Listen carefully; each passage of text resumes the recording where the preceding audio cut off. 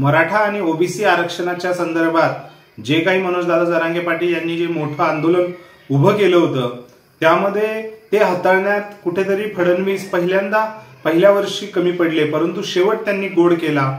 मराठा राजकारणी म्हणजे मराठा समाजाचे जे राजकारणी आहेत विखे पाटील यांना पुढे करून यांच्या अध्यक्षतेखाली समिती नेमून जरांगे पाटील यांना हैदराबाद गॅझेट चालू केलं, त्यांनी लागू केलं आणि त्यातच त्यांनी ते आंदोलन व्यवस्थितपणे हाताळलं आणि त्याची वाहवाही फडणवीस आणि भाजपने लुटली। हे सर्व चालू असताना आता त्यांची खरी कसोटी लागणार आहे, ती म्हणजे बच्चू कडू यांनी उभं केलेल्या शेतकरी आंदोलनांमुळे। नागपूर येथे बच्चू कडू यांचं शेतकरी आंदोलन चालू आहे, आपण सगळे बघतोयच आहे। काल रात्री दोन सदस्यीय समिती बच्चू कडू यांच्या चर्चेसाठी गेली होती। तिथे फोन कॉलवरती बच्चू कडू यांनी आग्रह धरला की तुम्ही शेतकरी कर्जमाफी करणार आहात की नाही, बस एवढं आधी यांना विचारून घ्या। ते सर्व झालं। त्यानंतर आज मुंबईमध्ये सर्व जे प्रमुख शेतकरी नेते आहेत त्यांना चर्चेसाठी बोलावलं होतं, चर्चाही चालू आहे।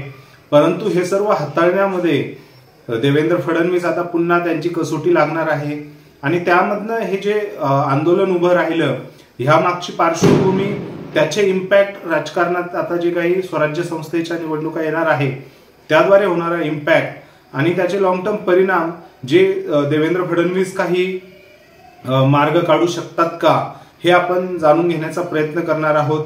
व्हिडिओ शेवटपर्यंत बघा। तुमचे विचार व्हिडिओबद्दल या विषयाबद्दल नक्की कमेंट सेक्शन मध्ये कमेंट करून कळवा आणि व्हिडिओ आवडल्यास लाईक करा आणि आपल्या चॅनलला सबस्क्राईब करायला विसरू नका। मित्रांनो, आता याची पार्श्वभूमी आपण समजून घेऊ। म्हणजे राजकीय दृष्ट्या बघितलं तर बच्चू कडू यांच्या अस्तित्वाचंच हे आंदोलन आहे। बच्चू कडू हे दिव्यांगांसाठी, गोरगरीब शेतकऱ्यांसाठी काम करतात हे आपल्याला सर्वश्रुत आहे। प्रहार त्यांचा पक्ष आहे। प्रहार पक्ष असताना 2019 साली ते महाविकास आघाडीमध्ये गेले होते, ते मंत्रीही होते उद्धव ठाकरे मुख्यमंत्री असताना। ज्यावेळेस शिंदे शिवसेना गट बाहेर पडला आणि भाजपला मिळून नवं समीकरण महाराष्ट्र राज्यात जुळलं, त्यावेळेस बच्चू कडू हेही गुवाहाटीला होते, यांनीही फडणवीस यांची साथ दिली। परंतु 2024च्या विधानसभेच्या निवडणुकीच्या वेळेस काही गणितं फिरल्यामुळे बच्चू कडू यांनी स्वतंत्र तिसरी आघाडी स्थापन करून, जे महाराज आहेत आपले कोल्हापूरचे संभाजी महाराज यांच्या वडिलांसोबत हे करून युती करून त्यांनी तिसरी आघाडी स्थापन केली, परंतु त्यांना यश मिळालं नाही। प्रहारला यश मिळालं नाही निवडणुकांमध्ये। परंतु आता जेव्हा आपण बघतो तर बच्चू कडू तेव्हापासून आग्रही आहेत। त्यांनी भरपूर गोष्टींचा विरोधही केला सरकार विरोधात, भाजप विरोधात, परंतु त्यांना पॉइंट म्हणजे कुठला स्ट्रॉंग असा मुद्दा सापडला नव्हता। तो मुद्दा म्हणजे जेव्हा पाऊस सुरू झाला, हा पावसाळ्यामध्ये शेतकऱ्यांचं खरंच खूप नुकसान झालं। अजूनही पाऊस चालू आहे, आपण सर्व जाणताच। म्हणजे हे सगळं बघता बच्चू कडू यांनी घेतलेला पुढाकार हा खरंच शेतकऱ्यांसाठी चांगला आहे। चांगला मुद्दाही त्यांना मिळाला।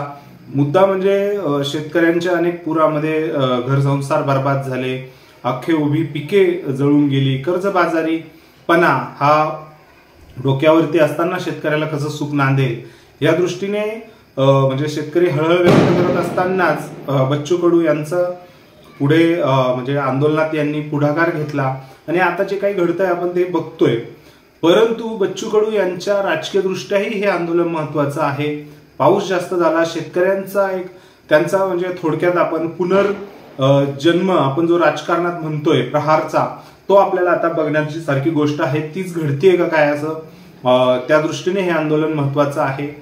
राजकीय दृष्ट्या हे आपण बच्चू कडूंबद्दल बोललो। मनोजदादा जरांगे पाटील यांनीही रात्री निघाले ते आणि नागपूरला आज सकाळी आंदोलनकर्त्यांची भेट घेतली, बच्चू कडूंची भेट घेतली। हे सर्व असताना देवेंद्र फडणवीस हे आंदोलन हाताळताय कसं हे बघण्याची सारखी गोष्ट आहे। सर्वात प्रथम देवेंद्र फडणवीस यांनी पहिला विजय तर मिळवलेला आहे। विजय म्हणजे हाताळण्यात ते यशस्वी झालेले आहेत की बच्चू कडू यांना मुंबईत त्यांनी बोलवलेलं आहे। कारण बच्चू कडू यांचं आंदोलन हे नागपुरात चालू होतं।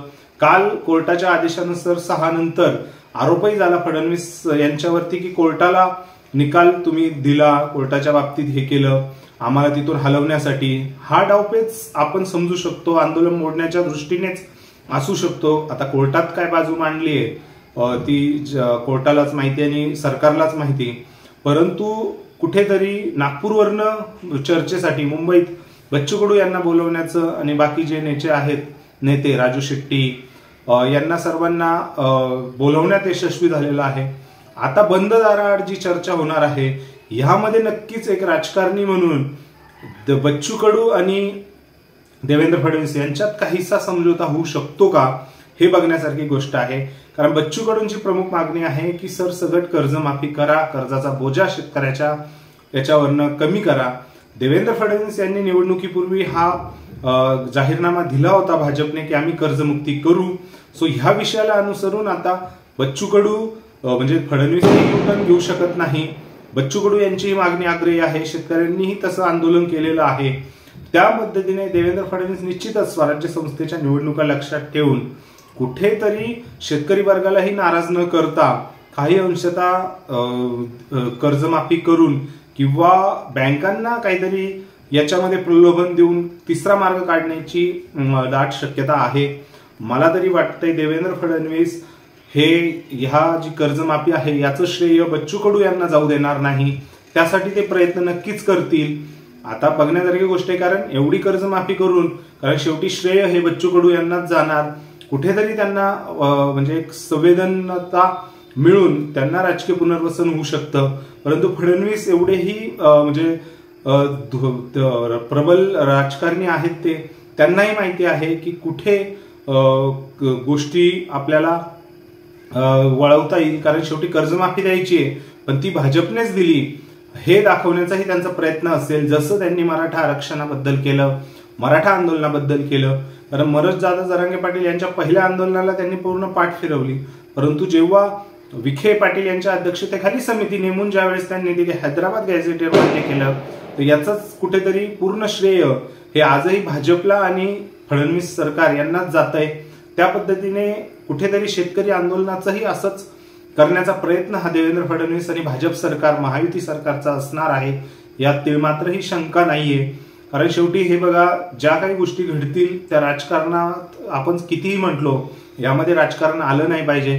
कारण मनोजदादा जरांगे पाटील हे राजकारणात सक्रिय व्यक्तिमत्व नाहीये, परंतु बच्चू कडू हे सक्रिय नेतृत्व आहे, राजू शेट्टी हे सक्रिय नेतृत्व आहे आणि देवेंद्र फडणवीस हे तर म्हणजे महाराष्ट्राचे मुख्यमंत्री असल्या कारणाने कुठेतरी स्वराज्य संस्थेच्या निवडणुकांचाही काही विषय पुढे लक्षात ठेवून या आरक्षणाचा हा जो मुद्दा आहे ह्यावरती तोडगा निघून त्याचं श्रेय कसं घ्यायचं हेच काहीचं प्रयत्न होईल आणि त्यामध्ये दोन्ही पार्टी ऍग्री होतील असं माझा स्पष्ट मत आहे.